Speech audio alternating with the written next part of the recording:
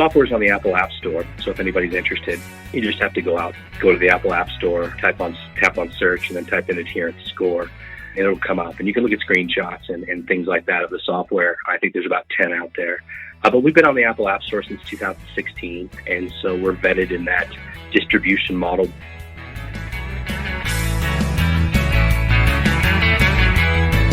From MJBulls Media, it's the Raising Cannabis Capital Show.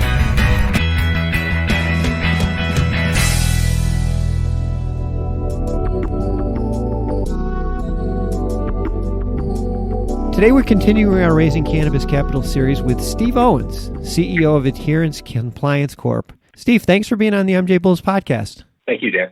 Well, Steve, as we transition from the black market cannabis world to the legal cannabis world, one of the obvious benefits is going to be the quality and the safety of the products, and regulations will ensure that what we buy is safe and compliant. You know, when it's properly enforced, it creates a level playing field for businesses and the industries that depend on those metrics outside of the industry. I suspect that one of the challenges with the cannabis industry is just that it's happening so fast, and there's so many overlapping, interwoven agencies that are all creating regulations that it makes it really difficult for businesses to comply. Exactly right. What we're seeing in the industry, just for California as an example, you've got a list of regulatory agencies that the cannabis businesses must adhere to their regulatory code. And so we have the Bureau of Cannabis Control, Cal Cannabis, which is run by CDFA. We have the Manufactured Cannabis Safety Branch, which is dealing with edibles and manufactured products. So that's CDPH.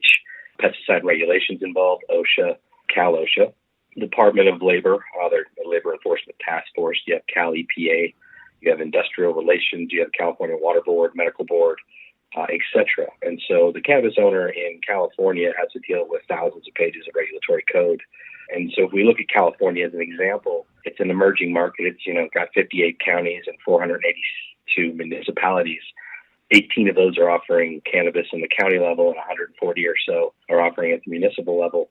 California is going to be a really big market by itself. It'll be as large as Canada and as large as the rest of the United States combined. And so as we look at cannabis compliance, how do you solve that regulatory problem? And the only way you can really do it is through automation of software, and then, a distinct data model that can basically help us go through the regulatory code all the way down to the license location, to the jurisdictional level, and be able to adhere or basically inspect those businesses. Unless you can inspect a business in Long Beach, California, with city, county, state, and federal compliance regulations applicable to that license type, they really don't know what they're doing. And so at the end of the day, unless they have a compliance inspection by somebody like us that's doing automated inspections, they really don't understand if they're compliant or not at these levels. And so it's a risk for everybody, from investors to regulators to public safeties to the owners themselves. You have products and services for each of these stakeholders, but the compliance software and the app, why don't we start with that? Sure, yeah, absolutely. Developed the Adherence Score app, which is on the Apple App Store, in 2014. We went around and started knocking on doors here in Denver, Colorado. We have some 3,400 licenses here in Colorado. So as an example, we have 3 or 4 dispensary or stores for every Starbucks that we have in the state of Colorado. So that'll give you an idea of how many we have. And California is going down a similar road. They already have 7,000 some licenses that they've put out there. With our automated software, we're going into Boulder, Colorado. We're pulling in Boulder city code. We're pulling in the county code. We're pulling in state code, and then any relevant federal code that has to do with that license type. So is it a dispensary? Is it a cultivator, manufacturer, testing center, etc.? And so we're able to pull that up in our software quickly, efficiently, and then go in with a trained expert.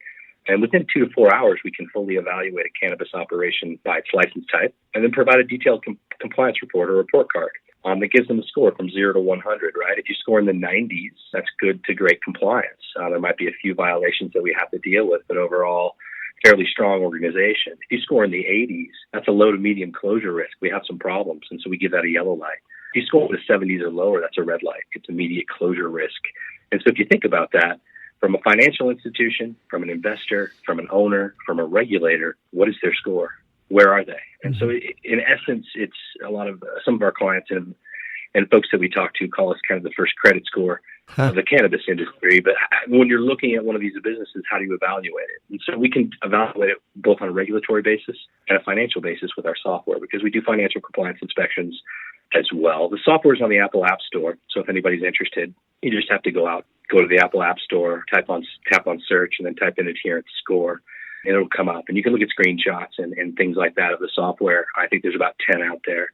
But we've been on the Apple App Store since 2016, and so we're vetted in that distribution model. We use Amazon and Apple as our partners exclusively for distribution of our software.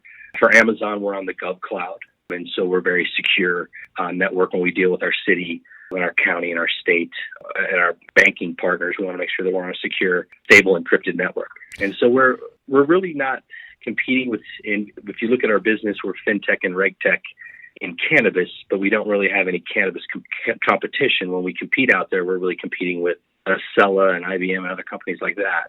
Those are really our competition in government services. And then in financial services, there's a few programs out there, but very few have been vetted to the extent that ours has. There's so much to do. You have a lot of expansion to do and not a lot of time to keep that first mover stake, especially if your competitors are IBM. you got to get on this. No, that's a great point. I mean, if you look at our potential acquirers would be data companies, regulatory companies, fintech, regtech. And so those are the companies that obviously we interface with to learn more about industry, things like that. And that's where just a lot of activity is for us. A lot of folks just want to know what we're doing. Send us data, all right? And so it doesn't work that way. In cannabis, you have to be completely guarded in this industry. It's not an industry where intellectual property is very protected. It's an industry that's kind of the wild, wild west right now. And so as a new Delaware corporation, we were formed in September of 2018. We have immediate revenue producing assets, government services, financial and banking partners. So banks use our software to monitor cannabis compliance businesses and to ensure that they're compliant with regulatory and financial code. And so we have, is for Maryland as an example, 3 different banks in Maryland use our program. 2 of them are using our software. Their BSA, Banking Secrecy Act analysts, are going in with our software and doing inspection on these institutions to make sure that it's part of their enhanced due diligence. And so we really are the SaaS, software as a service, fintech, and regtech leader for the cannabis industry. And then our major issue right now is expansion. We can't handle the current demand coming in. We need to quadruple our size as fast as possible and establish a couple different beachheads in a couple different key markets. And so in working with that, we're talking to different groups and all of this stuff about our expansion needs, if you will. Again, this is not a solicitation or anything like that. But so our expansion needs are interesting. And we're looking at fintech regulations, financial services, technology. How does it work with the regtech world? And then where is cannabis going? What will the future of cannabis compliance be? And it has to be automated, right? And so we feel we're way ahead of the game. We've been speaking with Steve Owens, CEO of Adherence Compliance. And I'm going to have all your information on the MJBulls website, your company's information and everything. This has been really interesting, and as we dive into it, it's just so apparent how complicated this is. You may be underestimating when you're saying your piece of this big puzzle is $1 billion. I think it may even be greater as you talk about the whole world. But so that's just focusing on the United States and Canada. It's at minimum $1 billion market. Wow. And we're positioned very, very well. Well, Steve, we really appreciate you taking the time to explain all this to us. And thanks for being on the show. All right. Thank you, sir. You guys have a beautiful day. Yeah, you too. Good luck.